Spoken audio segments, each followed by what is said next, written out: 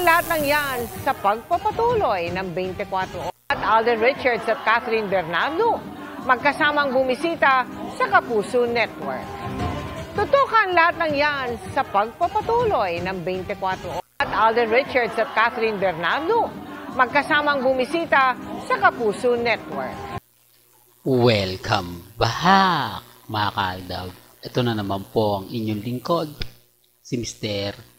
Destiny. At dito pa lang po makikita nyo na ang balita na spotted lang po na magkasama o nagkita sila Alden Richards at si Catherine Bernardo. Pansin nyo, mga kaaldab, na wala naman po talagang epekto sa mga fans ang pagsasama sa Family Feud nila Catherine at ni Alden. Bakit? Hindi naman po nag-trending ang Family Feud, hindi naman po nag-trending ang Hello Love Again, at hindi po nag-trending ang Kat din. Patunay lang po yan na alam naman po kasi ng iba, showbiz lang po. Kasi hindi naman po kasi umaamin si Alden, hindi naman po umaamin si Catherine na kalahati po ng porsyento, o masasabi natin yung iba po napapaisip na baka wala naman talagang relasyon sina Alden at si Catherine. Kaya hindi rin nila ma-push na kumbaga may relasyon sila, dahil sa bandang huli pag natapos ang pag-promote nila, may kanya-kanya na silang buhay, di po ba? Yan ang pinapaliwanag at sinasabi ko, mga kaaldab, na kumbaga mapapaisip din po kayo, po ba? Yung tipong tama ka, Mr. Destiny. Kumbaga ayaw din naman nila Alden, ayaw din naman ni Catherine na kumbaga yung tipong mapaasa yung mga fans, di po ba, na may relasyon sila kahit wala naman. Kaya nga po hindi sila umaamin. Kaya nga po kahit po ang 24 oras ay hindi po pwedeng sisihin. Ang ibig kong sabihin, hindi mo siya pwedeng kumbaga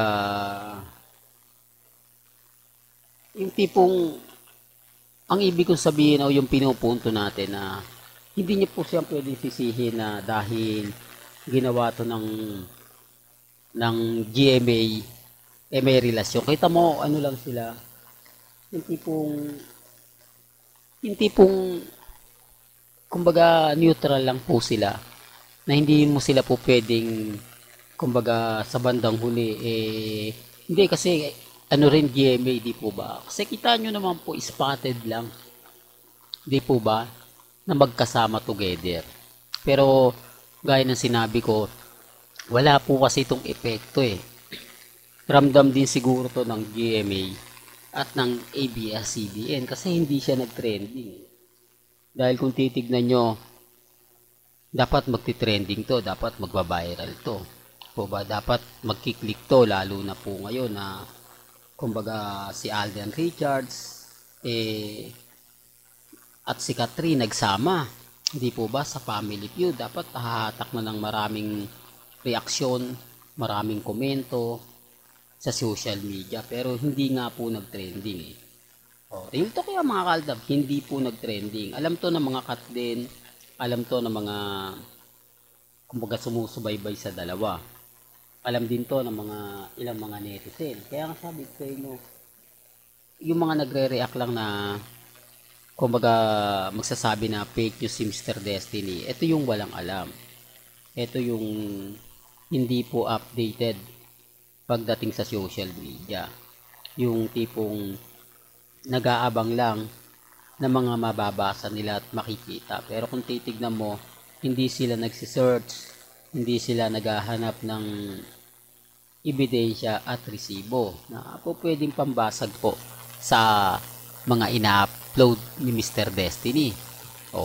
Kaya lang siyempre, mga kaaldab, tayo kapag sinabi nilang fake news yung iba, siyempre kakampi na sa kanila. Hindi naman po tayo kakampihan dahil alam naman po nila na Aldab Nation tayo. Kahit na yung mga sinasabi natin sapul na sapul naman po, kahit na yung sinasabi natin tumutugma naman po, hindi po ba? Hindi po sila magsasalita ng against sa atin. Ito yung video na to, no? Kita nyo. Pansin nyo po ba yung video na yon, mga kaaldab? Yung ginawa ni Mengay na napagsama niya o inedit niya. Na yun lang naman po kasimple, mga kaaldab, na ayan yung video na yan, may kita. Oh, akala nyo magkasama sila, no? Pero inedit lang yan. Ganyan ang ginagawa po nila pagdating po kay congressman at kay May. Pag pinagsasama nila, di po ba napakasimple lang po. Pero epektibo po yan sa mga fans. Na sinasabi pong magkasama. Kasi pwede mo pa siyang idikit eh. O pwede mo pa siyang gawing totoong totoo. Sinasabi ko lang po ito para lang klaro. Sinasabi ko lang po ito sa mga taong bumibisita at dumadaan po sa channel ni Mr. Destiny. Alam niyo naman po, mga kaaldab, na may mga bagay-bagay po na mahirap nga po talagang ipaliwanag. Lalo na nga po kapag napapaligiran po tayo ng mga bitter. Kasi nag-trending si Maine eh. Po ba? Tama naman po yung mga sinasabi ko na si Mengay, kumbaga yung career niya malakas pa rin. Although sabihin na natin na nag-move on siya sa showbiz, pero hindi eh. Kinukuha at kinukuha ka rin eh. Sabi nga po ng iba, kapag ka napunta ka sa showbiz, mamimiss mo at mamimiss mo. Hindi ka po pwedeng mag-quit, lalo na nga po kapag ka nasa showbiz ka. Ganun naman ang nangyari kay Maine. Kaya lang may mga bagay-bagay po na kumbaga personal na yan. Pang-private niya na, di po ba? Na kumbaga hindi na kasi pagka nag-showbiz na siya, mapipilitan siya mag-post na laging kasama si congressman eh. Kaya nga po, mas pinili niya maging tahimik lang. Kita nyo, hindi siya napupush na, mag-post naman po kayo ni Congressman Arjo.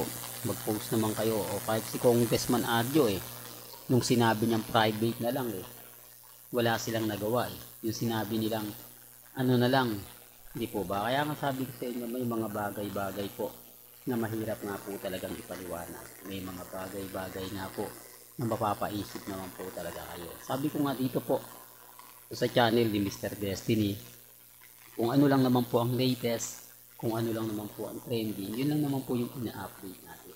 Sa ngayon, masaya po ako sa mga nakikita at nababasa natin. Malay mo, di po ba?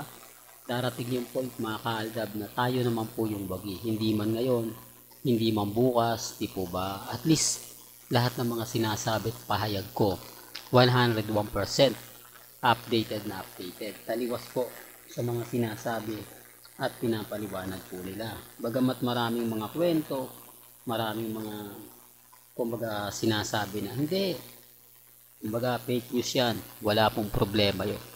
Basta sa akin, mga kaaldab, kampante lang po ako, matatag, di po ba? Gaya po ninyo na maraming nagmamahal kay Mr. Destiny, maraming naninindigan, maraming sumusuporta. Kaya nga po hindi ako basta-basta nagpapa-apekto at nagpapatunay. Basta't naandyan po kayo. Well, hanggang dito na lang po ang ating latest updates. Kaya kung gusto nyo pa po ng pinaka-latest at sariwang update, abay tumutok lang po kayo dito po sa channel ni Mr. Destiny para updated po kayo sa mga latest at sa mga bagong video po na ilalabas po natin maya-maya lang. Kaya kung bago ka lang sa channel na to at isa kang true-blooded Aldab Nation na nagmamahal kila Mengay at Isoy, tama po ang channel na pinuntahan mo.